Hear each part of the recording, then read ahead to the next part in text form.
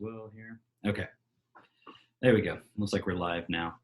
Hey everybody, before I get started on the topic of the video, I do want to say that my barber is open and I got one of the few remaining spots open this week for tomorrow. So I will be trimming and my hair and all this. So for now, you're just gonna have to ignore it and pretend like I don't look like a crazy person.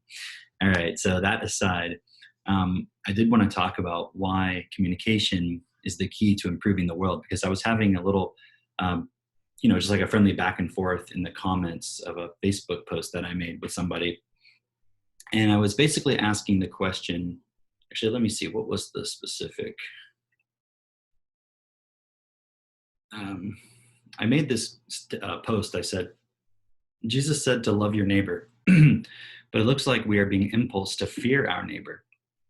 What is the key to being able to love your neighbor as yourself and supporting others to do so?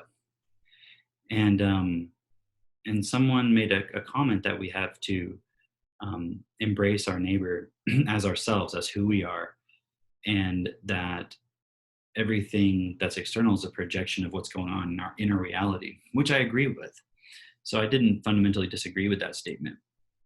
However, I also kind of came back with the response of, how does that embracing your neighbor in that context practically actually change the world step by step? Like, how does it become an external manifested reality? So in other words, another way of looking at that is how does our inner reality create the world around us? And there's a lot of ways in which our inner reality creates the world outside of us. In a subtle ways that probably are beneath our level of conscious awareness. But it's pretty obvious if you look at the point, you're honest with yourself, how we just physically manipulate the world around us through the way we talk to people and the decisions we make, what we buy, what we don't buy, what school you put your kids in is going to determine their education level to some degree. If you homeschool your kids, obviously that can also determine their education level. But my point is, the things that you do affect reality. Because, for example, if you put your kids in a school and then they develop a certain educational mindset and then they go and become a doctor, and then that doctor grows up to, or develops himself as a doctor where they don't question what they're told from the pharmaceutical companies, and then they recommend people to do things that aren't actually in their best benefit, you can see how that can affect the world. And if they, as an authority with the lab coat, say, hey, this person who's questioning the system is crazy, don't listen to them, that affects things. So it's not just what's going on in here kind of magically manifests reality.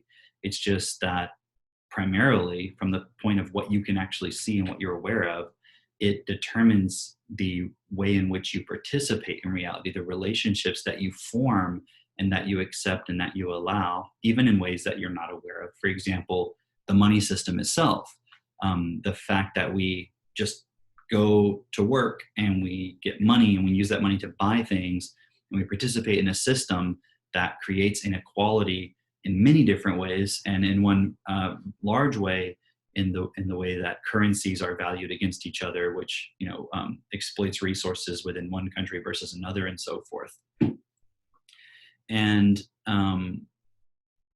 that is a point to consider, because if you only stay within the point of I'm working on myself inwardly, and then you don't look at how it is you're participating physically differently and how that will lead to the world changing in some measurable way, then it is possible that the stuff you're doing on the inside is in vain, or it's not real.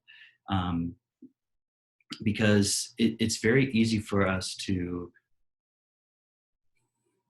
trick ourselves in a certain sense into thinking that we're changing because we know some new information or we feel differently about ourselves or the past or whatever. And to some degree, those things are important aspects of us changing internally. So there's not that we should discount them, but in itself, it's only part of the equation. It's like, if I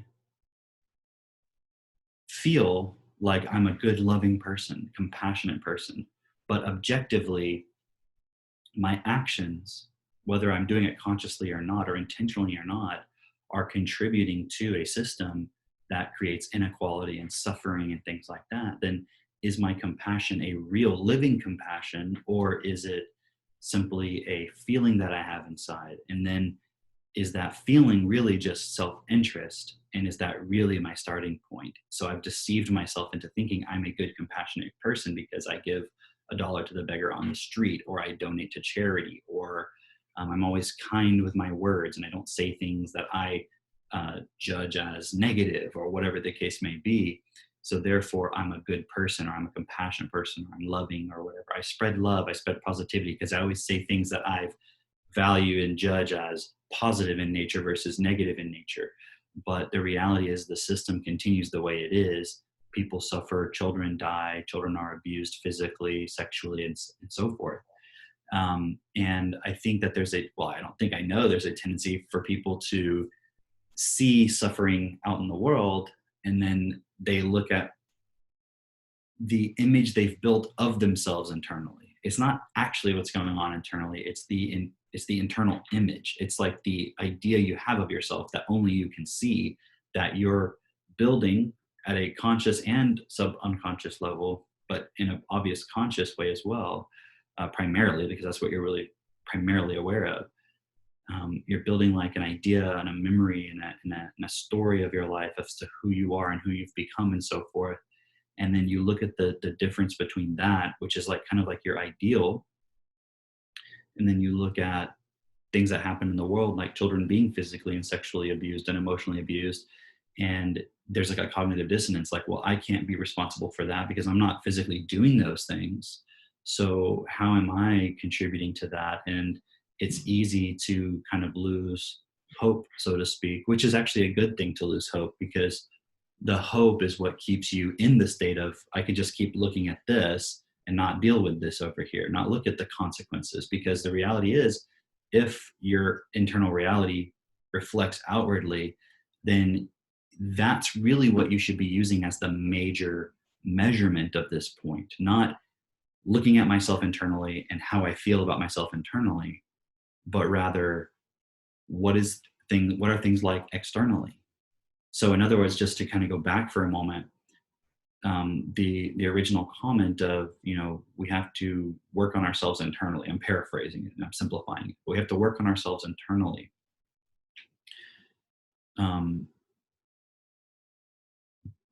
But you're not measuring it. Oh, no, back up.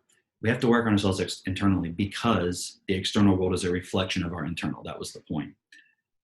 We have to really look at that, because if you're then saying, okay, I'm going to work on myself internally, but I'm only going to use my internal value system and judgments and so forth as the way I quantify whether I'm making progress internally, or whether I'm actually changing or becoming better, or whatever the thing is you're trying to get towards as the point and purpose of this internal work, so to speak. If you're not using the outside world as the reflection as to the truth of what the internal is, then you can easily deceive yourself and fall into this trap of, I'm changing, I'm doing all this stuff internally. And then what happens, because of cognitive dissonance, and you have to justify this and rectify this somehow, is the comment that was made, which is why it became like sort of a back and forth conversation, which was because I asked, how do we embrace our neighbor and still accept and allow a system that does not value all life equally? And then the person said, once we embrace our neighbor, everything falls into place. The system is a result of not embracing many neighbors, for example, the government, politics, monetary system, etc., which is nothing incorrect about that statement. But again, how do you know you're embracing your neighbor? Like, if you're not seeing the outside world change. So the idea, and this is a common viewpoint that I see, especially that people who tend to identify themselves as spiritual will fall into, and it doesn't mean that you have to fall into it just because you say that you're spiritual. I mean, that's a matter of self-honesty and what you're actually applying. But it's this point of, I just focus on myself, and as long as I'm feeling good and I'm feeling like I'm on the right track, everything else will work out. And there is a level to that which it makes sense, and there's a level of that which is self-delusion. And I would say the way I separate the two is, I know I trust myself, first of all, that I'm going to push myself, and I'm going to remove limitation. When I see weakness, when I see limitation with myself, I'm going to forgive it. I'm going to embrace it and forgive it and change it and correct it, and then change how I behave and who I am accordingly. And that's really the statement of who I am, that I'm willing to do that. Um, and I know that within that process, that involves me taking more and more and more responsibility in my own life personally, but then in the outside world, in the reflection. So, in other words, when we say that the outside world is a reflection of the inner, it tends to become within a person's mind, I think, or people might perceive it this way, that the outside world is actually an illusion and that it's simply just the reflection of the internal, not realizing that there is an internal world and there is an external world, and they mirror each other. They are, in a way, consequences of each other, because the outside world, it educates us and programs us as children, and then we then live that programming out and then create that more in the world, which then educates, impulses more people from the very beginning to then live in that way. So like a child is basically born innocent into this world to a very large degree, and then through their environment, through their impulsing, through their education, media, everything, they're impulsed into being just a consumer who's only pursuing self-interest, because that's the story that we're all told as to what is the value of free choice and what is the purpose of free choice, which is to exercise our desires and our self-interest, and that self-interest is good. And then you have also the opposite side, where people say self-interest is evil and you should sacrifice yourself, which is like altruism. And that's what like Ayn Rand was pushing back against. But the reality is you have to investigate all things and keep what's best. Self-interest is only best when it's also best for all. So really a better, more expanded view is what's best for all, because that includes yourself. And when I say self-interest, I mean pursuing just whatever desire comes up. That's what you want, and you don't question what's the consequence of it, and does it actually improve the balance, or does it detract from it? Does it affect other people? Because logically, common sense, if it affects other people in a way that's reducing their ability to live effectively, like in other words, if you were in their shoes, you wouldn't want to experience that, then that's not the principle of giving as you want to receive. And therefore, you are going to then receive as you've given at some point, because we live in an interdependent system. So when I look at, for example, how do I know that what I'm doing, or let me go back for a moment. The point of everything will fall into place if I simply work on myself. That's because, well, it's only true to the degree that what I mean by that is that I'm not going to give up. I'm going to continue pushing forward. But it's also not a guarantee. Like there's no guarantee that just because I work on myself and I push myself, that everything's going to work out, because everything also depends on everyone else. So there is a chance, a possibility, a probability that I can do everything within my ability to to to create myself as what's best for everyone, including myself, and yet no one else will. I mean, I can't say that that's not a possibility, because that would imply that what I do directly controls what other people do, and that's not the world we live in. We live in a world where everyone does have choice. And so if I live as an example of learning how to exercise my choice and recreating myself from the starting point of exercising my choice in a way that's best for everyone, then the falling into place is that other people will see that and then choose that.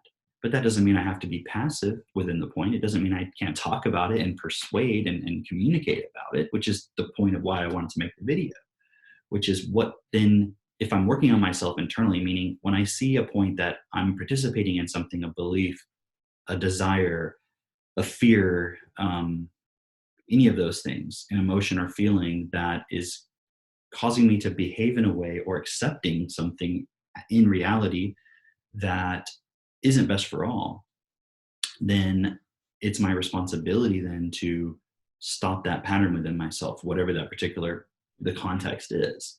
And we use the tools of firstly being honest with yourself about it, not trying to cover it up within myself so that I can project within myself an image of I'm already doing what's best, and I'm already okay and I don't need to change. Like really being honest with myself about it, and then forgiving myself, which it means like kind of allowing myself to just let go of the past that I've done it in the past, like not beating myself up about. I'm like, well, that's just who I am. Like that's making an excuse instead of forgiving myself and being like, okay, I don't have to accept that anymore. And then figuring out with common sense, with reason, okay, what do I need to change about my participation in this world that would allow me to not create that consequence anymore or accept that particular thing anymore. And so the more and more that we individually walk this process, the more that we find we have to take more responsibility in the system to the degree that we're practically physically capable of. And that's for each person to figure out for themselves. No one can tell you that. I can say, my goal is to get into politics and to, become a congressman, the president, and stand in that role and speak and communicate and share a vision of how things could be and how things can be adjusted, for example. Because ultimately the president is like the salesperson for the government of like, here's the plan, what we want to do. Do you all agree? And then it gives people the right to vote. And I know that vote is manipulated right now. And like Noam Chomsky says, consent is manufactured. So what my starting point would be if I were president would be to really explain everything clearly enough so that people are not being forced or coerced per se, but they're being able to see clearly for themselves. But of course, that's going to require a population that, at least in terms of the vote, one man, one vote, can for themselves process that. So if we just looked at things the way they are, that's not possible practically, because the average person is very fearful and scared, and their ability to process is very low. And the cognitive dissonance created by the world that would be best versus what we have right now, the gap between those would create so much cognitive dissonance that a person would go into fear instead of, okay, yeah, I agree with that, I accept that. So on the one hand, the president or whoever it is, like whatever the position is that you're talking about, has to be able to communicate in a way that it really clearly it shows to people what the possibility is, what the vision is, and what the steps are, and so forth. But then the other person has to be able to receive that communication. And I think it was L. Ron Hubbard. I don't know if he's the first person to come up with this idea, but it was the first person that I saw that clearly explained this point, which was communication is not just what the sender of the communication does. It's also what the receiver receives. That it's communication is a process that involves sender, message, receiver. And if the sender sends the message perfectly, but the receiver doesn't receive it because the receiver has some limitations in their vocabulary and their processing ability, well, then the communication isn't really occurring. So it's not just about me being the best communicator. It's about the other person, the listener, the receiver, being the best receiver of that information. So when I look at all of that, I'm like, well, my responsibility then is to use my communication abilities to sell people on the idea that you can raise your ability to receive information and communicate. Because the more you can communicate information out and have people take action, then you can make money in this world, especially even in the current system that we live in. And then the side effect of that, as well as you raise your ability to receive and understand and process information and develop a vocabulary of understanding what is best, and that is something that we should all have as a starting point, but we should freely choose it, then the desire to use force goes down because you don't need to, because you can change your level of understanding so other people can. And then basically you become a spokesperson for and a salesperson for other people, raising themselves up to a higher level of communication ability. And as we do that, we then allow ourselves to go into positions, for example, of politics or law. Um, those are two very primary points. Economics, right? And those are all kind of intertwined in many ways. To be able to create systems so that, for example, parents don't have to struggle for survival and then not really be able to spend the proper time and give attention to their children properly and educate them properly. They just have to put them in a government school where it's like a cookie cutter industrialized system, like we've talked about many times in my other videos. And especially now with this, because it's May, right? May 12th or something. with this whole pandemic thing and kids potentially going back to school, and then now having social distancing enforced, and then you look at what that's going to impulse children with now, even more fear your neighbor, even more distance yourself from your neighbor, not embrace your neighbor. So the very thing that that person in the Facebook post was talking about, which is embracing, we're being impulsed systematically to do the opposite of that, not embrace our neighbor, but rather separate them and distance them from ourselves internally and externally. And so we have to be honest with ourselves about the way in which the external world also impulses us. It's not just us internally manifesting an external reality. The external reality manifests an inward reality. It's a back and forth. It's not one or the other. And so I've already touched upon the point pretty clearly about why communication is the key to this. But what I suspect, because I can only be honest about myself and what I would be considering or feeling or thinking if I were in someone else's shoes, is that when you haven't seen your ability to communicate truly affect other people in a way where they start taking action on the things that you understand, then you can start to drift away or forget in a way that is the best purpose. It's like, well, I don't know how to apply this point, so I'm not going to try anymore. But the reality is, if we would simply, each of us, stand up, use the tools that are at our disposal, TechnoTutor, Destiny iProcess, right? And if you're not really sure about either one of those yet, really, or like you've heard about it, but you're not sure, I would suggest that you get this book right here that I wrote with Avery called Unlock Fort Knox to an Abundant Life. And you can get it at unlockfortknox.com, because that will expand a lot the way you're thinking about these things I'm talking about. It will also explain to you how to expand within yourself to have better relationships, how to have more fulfilling sense of purpose, but also how to make more money, how to create your own business if that's something that you want to do. And I would hope it is, because in the current climate of reality, jobs are going to be far and few between as we move forward. And you're seeing with the social distancing and all this stuff, it's just setting everything up so that there's less teachers needed because everything's automated. There's less workers needed. Everything's automated. There's AI and robots and everything that are being implemented even more now, under the justification of, well, we have to keep people apart, and we need robots to disinfect everything because we don't want a person doing that. We have to pay them hazard pay, and it just doesn't make sense, and all these things, right? So they're going to use the industrialists. They're not really industrialists anymore, but I guess you can call them that for now. Within the information and robot and AI automation age, are going to use this to quickly speed up the role of automation in our lives, and so there's going to be less jobs. And so the challenge with that is that thinking like an entrepreneur is not just information that you read in a book. It's a sum total of your ability to process information, to see clearly, because your vocabulary is your way of seeing. Jim Rohn has a great talk on it. I put a video up on my YouTube channel that's talking about vocabulary as a way of seeing. You should listen to that. It's a very short video.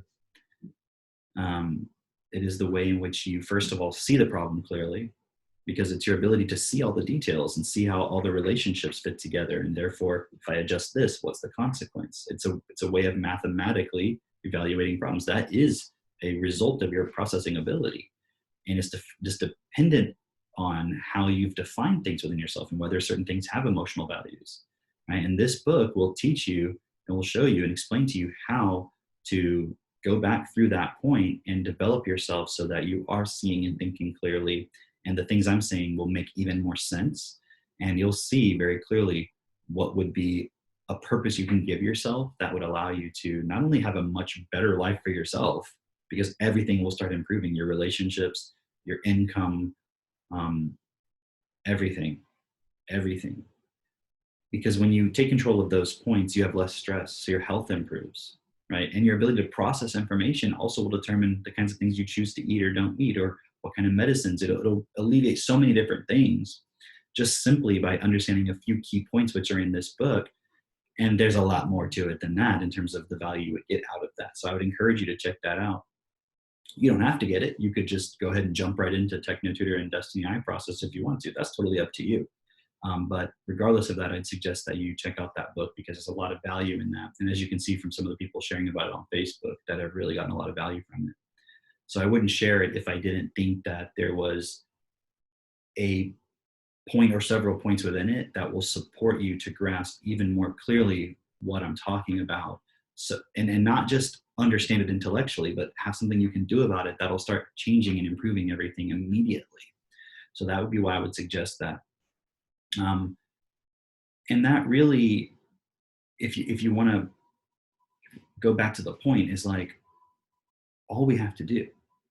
So the idea that, oh, if we just embrace ourselves in our neighbor, within ourselves, and everything will fall into place. No, really, if you embrace the point of developing your ability to communicate directly one-on-one, but to multiple people or to groups of people or crowds or stadiums, you know, the higher level on TV, videos, everything, increase your ability to communicate clearly that we need a world that is best for all. If we want a world that's best for all, and how we get there, it's literally just a process of improving your ability to explain that and then applying that and going and actually putting yourself in the situations where you're communicating with people.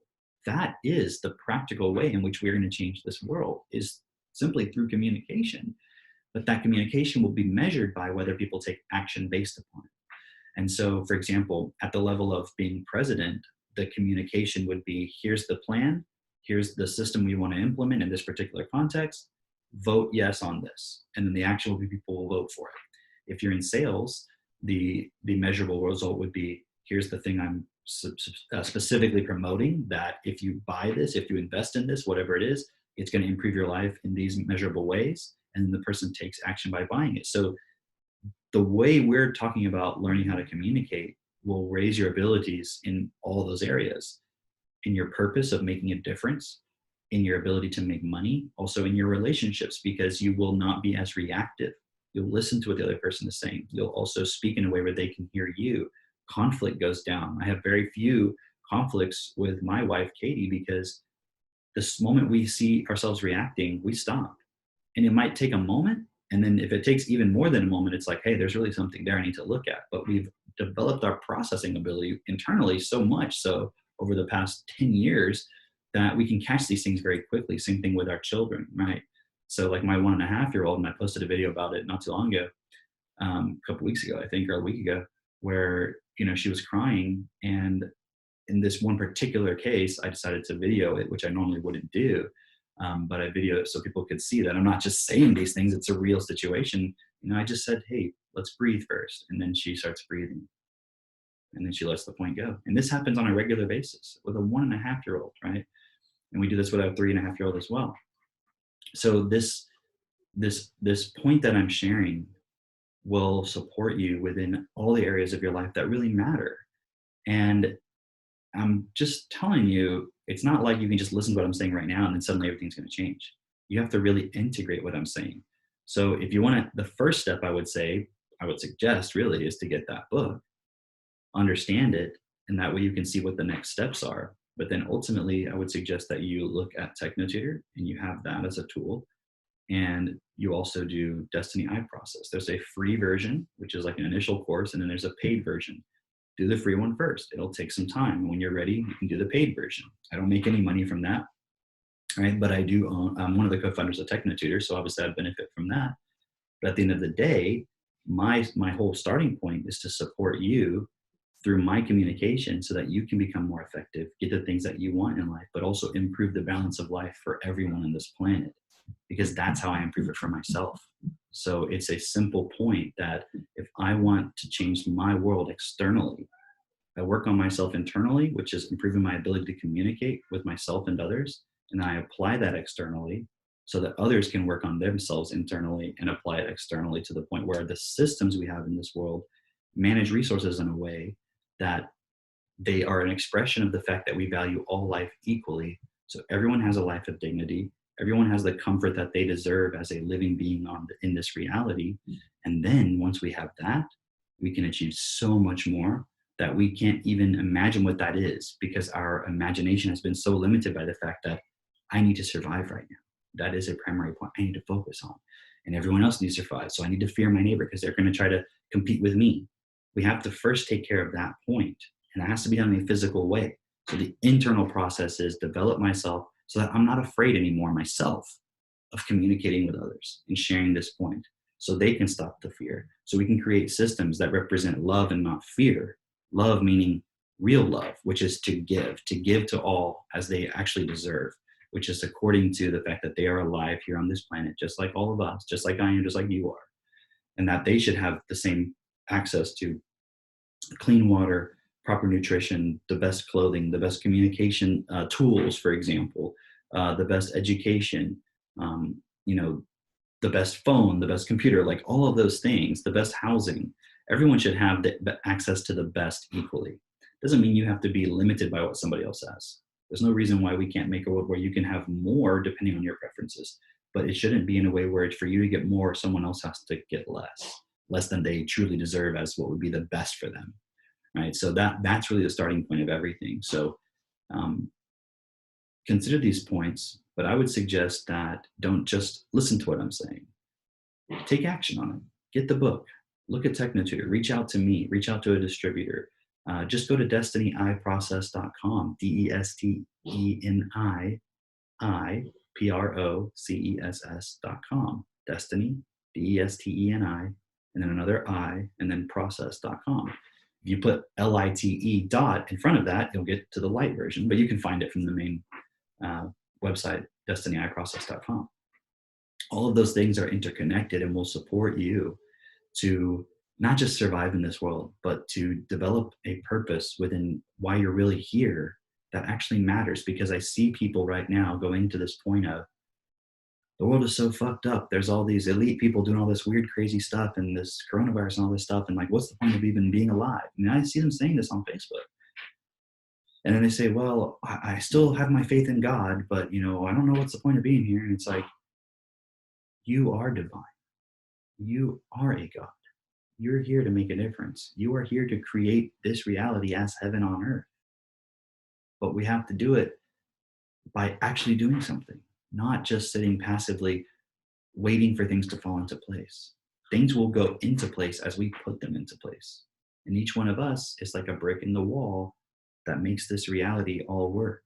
And right now, there's many of us who are not understanding that we hold everything in place, and what we do and what we accept and allow, and what we don't allow ourselves to do by simply focusing on what we feel instead of what we can do in this world.